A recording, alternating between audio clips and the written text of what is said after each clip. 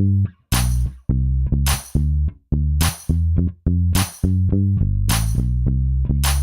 folks. We're a couple of crazy old folks here, and we want to talk about young people today because Yes. the way the society is changing and the way information is changing, et cetera, is changing the choices and options young people have.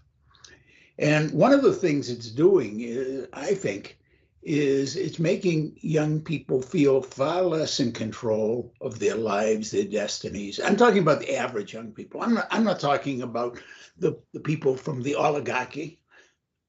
No. I'm talking about the average high school kid, kind of going out to work, graduating college, going out to work, and what their expectations are. And I think a lot of them, they're not driving themselves as much. They're not as high expecting as they were. I think they're beginning to settle, but not in the healthy way that like the Finnish young people. Finland young people are very realistic. Okay, I'm never going to be a millionaire, but I'm going to have a decent life. But I think a lot of young people getting, well, will I ever be able to afford my own home? Well, maybe I'm just going to settle for living with mom and dad for the next 10 years. Yeah. Getting married, well, is that really worth doing? And if I get married, it won't last. And having kids, what is the future for kids? The world Yeah, going to bring them into the world. Yeah. The world is going downhill. And, people, I have the feeling a lot of young people are just saying, screw it, I'll get by. And the result is that a lot of them really don't invest in their jobs. They don't invest in learning a skill. And the exception, and this is very interesting, the one place that the ones who seem to have some goals, the military is up. In the last month or so, military recruitment has gone up to the sky. And I think that's because people are seeing that military and quasi-military like police using control over other people is the way forward. And that's scary to me. I'd like a young people to be thinking about fulfilling themselves, reaching toward their own stars. To their own passions in life, going after their natural abilities. Yes. Right. Because I mean, they're going to make these kids into robots, Ken? Well, actually, no, they're not robots. Robots are dependable workers. I think they're anything but robots. They're gig workers. They're people who are saying to themselves, well, I'll work for Instacart. And if I don't feel like working today, screw it, I won't. They're people who go to the job and, they're not bothering to learn the skills. One of my favorite things as a shrink was the way to tell if somebody was going to, in the old days, when somebody was put in a psych hospital, the way to tell whether they were going to get out or not was you'd ask them about the hospital.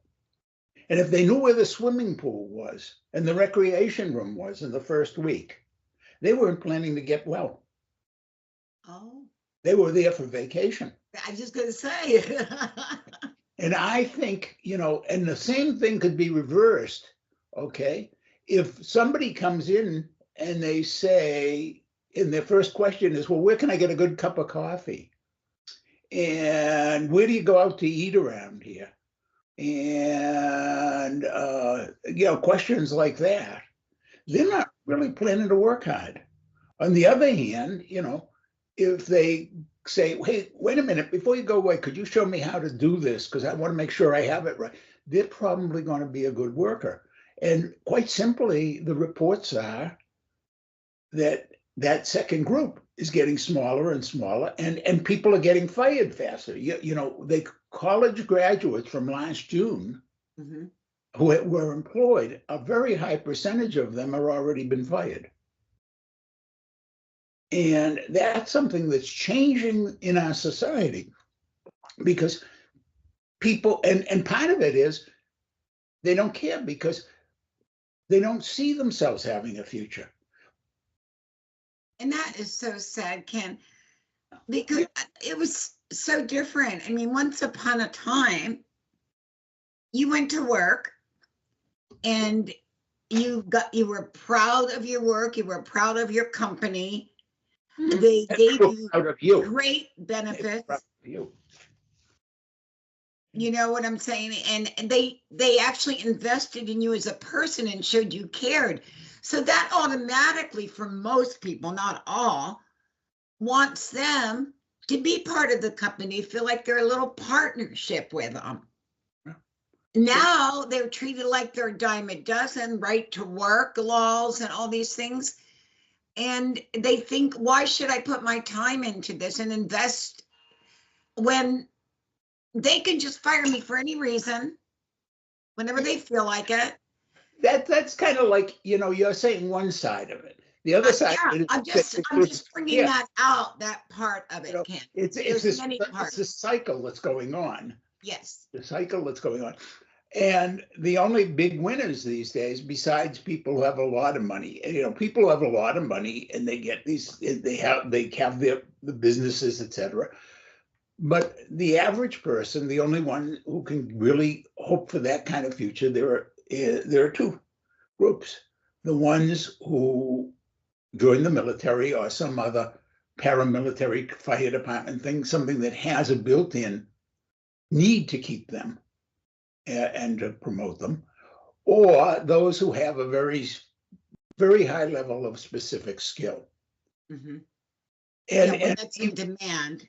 Yeah, and even those high-level specific skill people, okay, are more and more being replaced by AI-driven, like a mechanic. When we were young, a car mechanic had to really be able to take the car. Now he just plugs in and beep, beep, okay, take this out.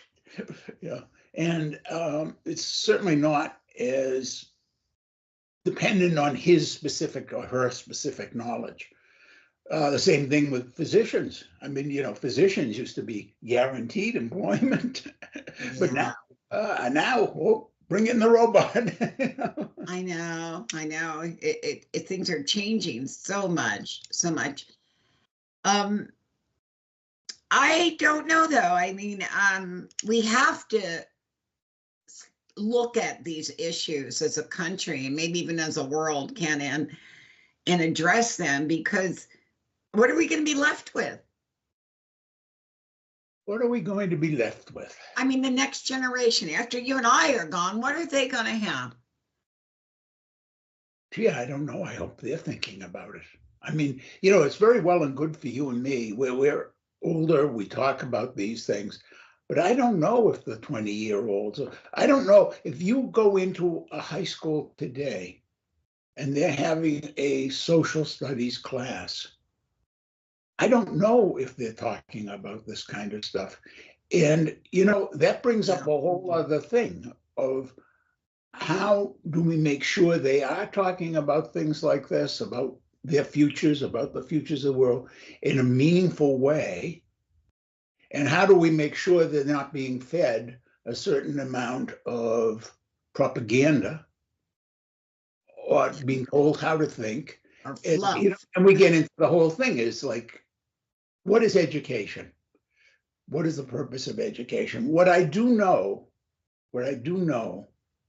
is that were I in charge of the world, Go ahead, Ken. in charge of the world, from about the age of 10 or 11 on up, maybe even 9, I'd be asking kids to talk about what they wanted for their futures, for what they wanted for the world, what they wanted to make their lives into. That would be a very central part of my school curriculum. Yes. Asking them, what is it you want for the world to be that you live in? Yeah, it scares me that they're starting to tend to be, we're just going to teach you what we want you to know type of thing, not the truth, Well, now we're getting to a whole new class. Gee, Monica, you and I can have so many of these discussions, and maybe that's one we can bring up for another time. What should kids be taught and who should decide? Yes. Okay, folks, we'll see you next time. Bye-bye. Bye-bye.